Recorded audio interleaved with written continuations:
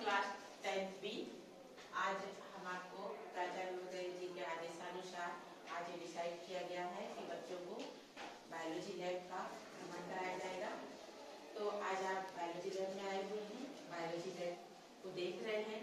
इससे पहले भी आपने बायोलॉजी लैब देखा है, कई बार देखा है, लेकिन आज हम आपको बताएंगे कि किस तरह से बायोलॉजी लैब में क्या क्या चीजें होती हैं और हम आके यहाँ पर किन किन चीजों का अध्ययन करते हैं वो दिखाएंगे। तो सबसे पहले हम आपको दिखाना चाहेंगे, ये एक वर्टिकल कॉलम है, वर्टिकल कॉलम है इसका, ये स्केलेटन सिस्टम है। ये देखिए, ये पूरा का पूरा स्केलेटन सिस्टम है। पहले जब आप छोटे हुआ करते थे तो इस स्केलेटन सिस्टम को यदि दिखा दिया जाए तो बच्चे डर जाते थे कि ये स्केलेटन सिस्टम वाकई में ये एक कोई आ गया है, कुछ डरावनी चीज है, पर ऐसा नहीं है। इससे हम क्या करते हैं, अध्ययन करते हैं। ये स्केलेटन सिस्टम है, जनरली हमारा बॉडी 206 हड्डियों से मिलकर के बना होता है और इसमें हम दो प्रकार के, इसको हम दो भागों में विभाजित करते हैं। एक होता है हमारा एक्जाइल स्केलेटन और दूसरा होता है एपेंडिकुलर स्केलेटन। एक्जाइल स्केलेटन में हमारा हेड होता है, फेशियल बोन्स होती हैं, स्कल बोन्स होती हैं, रिब केज होता है यानी रिब्स होती हैं, वर्टिकल कॉलम होता है और ये स्टर्नम होती है। ये देख रहे हैं आप, ये स्टर्नम होती है इस तरह से, जो हमारे चेस्ट में एक लंबी कड़ी सीधी बिल्कुल स्ट्रेट हड्डी दिखाई देती है, वो क्या होती है, स्टर्नम होती है। ये स्टर्नम की सहायता से और वर्टिकल कॉलम की सहायता से ऊपर की 7 पसलियां जुड़ती हैं। कितनी जुड़ती हैं? ऊपर से 7 रिब्स, 7 रिब्स जुड़ती हैं, जिनको हम ट्रू रिब्स कहते हैं, सत्य पसलियां कहते हैं, यानी जो ट्रू होती हैं, जो दोनों की सहायता जुड़ी रहती है, स्टर्नम से जुड़ती है और वर्टिकल कॉलम से जुड़ती है। इसी के साथ साथ जो 3 और रिब्स होती हैं वो कैसी होती हैं, ये इसकी सहायता से न जुड़ के, स्टर्नम से नहीं जुड़ के, ये किससे होती है, हाइलन कार्टिलेज के द्वारा 7th ऑफ रिब्स से जुड़ी होती है। 7वीं पेशी से ये 3 पेशियां जुड़ी होती हैं। ये देख रहे हैं ना आप, 7वीं पेशी से 3 इस तरह से। और जो 2 पेशियां होती है वो फ्लोटिंग्स होती है, ये वर्टिकल कॉलम से जुड़ी होती है, देख रहे हैं आप, ये छूटी रहती है, ये किसी से भी नहीं जुड़ी है, ये समझ रहे। तो इस तरह से ये बनता है अक्षीय कंकाल। और दूसरा, ये हमारे पास 2 गर्डल्स होती हैं। कितनी होती हैं? 2 गर्डल्स होती हैं। ये ऊपर जो गर्डल्स होती है, यहाँ ये जो दिखाई दे रही है, जिसमें ये हमें स्कैपुला बोन दिखाई देती है, मोटी बोन दिखाई दे रही है, पतली चपटी बोन दिखाई देती है, ये क्या बनाती है, यहाँ पर ये एक गड्ढा बनाती है जिसमें हमारे हाथ की ह्यूमरस फिट होती है। क्या होती है? हाथ की ह्यूमरस। हाथ में 2 प्रकार की अस्थियां होती है, ह्यूमरस, और ये क्या होती है, रेडियस एंड अल्ना। क्या होती है? Radius and ulna.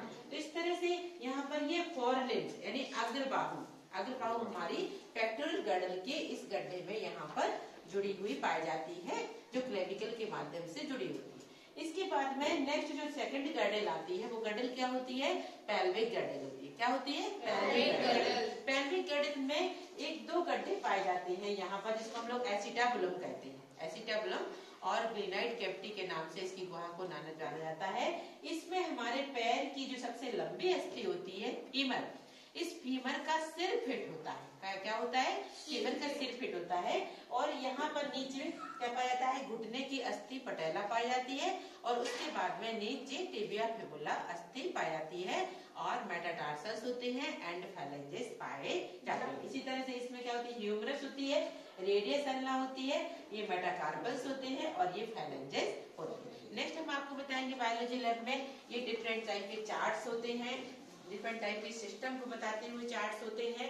ये सारे सिस्टम लगे हुए हैं, जैसे आप देख रहे हैं डिफरेंट प्रोसेस के बारे में देख रहे हैं, ये देख रहे हैं मसल्स के बारे में देख रहे हैं, और फिर आगे इस तरह से ईयर, और सारे चार्ट्स यहाँ पर बायोलॉजी लैब में ये लगे हुए हैं, जिसका आप क्या कर सकते हैं, अपने अध्ययन में यूज कर सकते हैं। नेक्स्ट हम बताएंगे बच्चों आपको कि ये हमारे लेबोरेटरी में सबसे महत्वपूर्ण जो चीज होती है वो होती है स्पेसिमेन। ये देख रहे हैं आप, ये स्पेसिमेन होते हैं।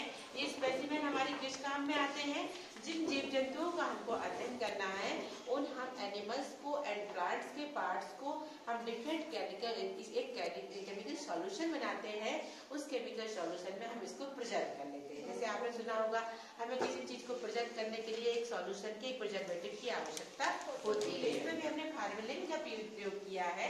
क्या किया है? फार्मेलिन का, और फार्मेलिन को हमने इसमें डाल के क्या किया है, प्रिजर्व किया हुआ है, जिससे हम लॉन्ग टाइम तक इनकी स्टडी कर सकते हैं। इस तरह से हमारे लेबोरेटरी में क्या होते हैं, कुछ मॉडल्स होते हैं। जैसे ये हमारे पास ब्रेन का मॉडल है, तो अभी मेडिकल में हमें डायरेक्ट किसी भी इसकी ह्यूमन की बॉडी ले सकती है, पर अभी हमारे पास ऐसा नहीं है। तो हम क्या करते हैं, आर्टिफिशियल मॉडल की सहायता से हम इसका अध्ययन करते हैं। जैसे ये ब्रेन का मॉडल बताया गया है।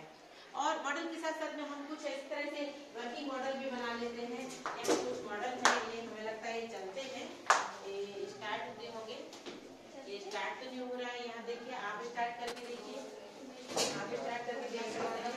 इस तरह से कुछ मॉडल होते हैं हमारे पास में, ये आप देख सकते हैं। ये मॉडल है, जैसे रक्त परिसंचरण का मॉडल है, ये आपको यहाँ पर ये बताया गया है। नर्वस सिस्टम का मॉडल बताया गया है, और भी यहाँ पर मॉडल्स पड़े हैं।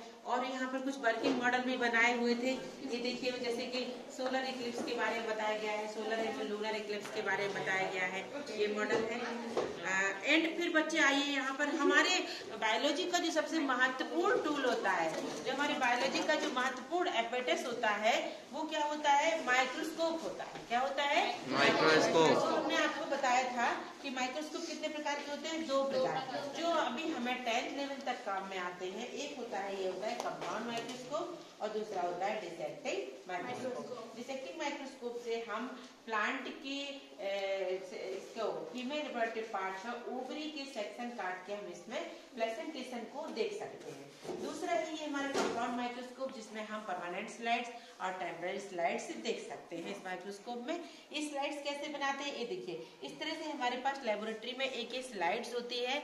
इस स्लाइड पे हम क्या करते हैं, डिफरेंट पार्ट को की कटिंग करके, जैसे हमें किसी भी प्लांट के पार्ट का अध्ययन करना है, तो हम वेरी थिन स्मॉल और छोटा सेक्शन लेंगे, और इसको हम with the help of glycerin and staining chemical की सहायता से हम क्या करेंगे, इस टेम्पररी स्लाइड्स को बनाते हैं। और परमानेंट स्लाइड्स बनाने के लिए हम इसी तरह से स्लाइड डबल माउंटिंग करते हैं, और कनाडा बाल्सम की हेल्प से इसको परमानेंट कर देते हैं। तो अभी हमने आज आपको बायोलॉजी विजिट में बताया कि स्केलेटल सिस्टम क्या होता है, स्पेसिमेन क्या होते हैं, माइक्रोस्कोप कितने प्रकार के होते हैं, माइक्रोस्कोप में किस काम में आते हैं, एंड स्पेसिमेन क्या होते हैं। हमारे लेबोरेटरी में डिफरेंट टाइप के चार्ट होते हैं, मॉडल्स होते हैं, वर्किंग मॉडल्स होते हैं, जिनकी हेल्प से हम बायोलॉजी का अध्ययन करते हैं। आपको अच्छा लगा है आज लैब में आने? हम आपसे पूछ रहे हैं, हाँ, तो आपने बायोलॉजी लैब का आज विजिट किया है?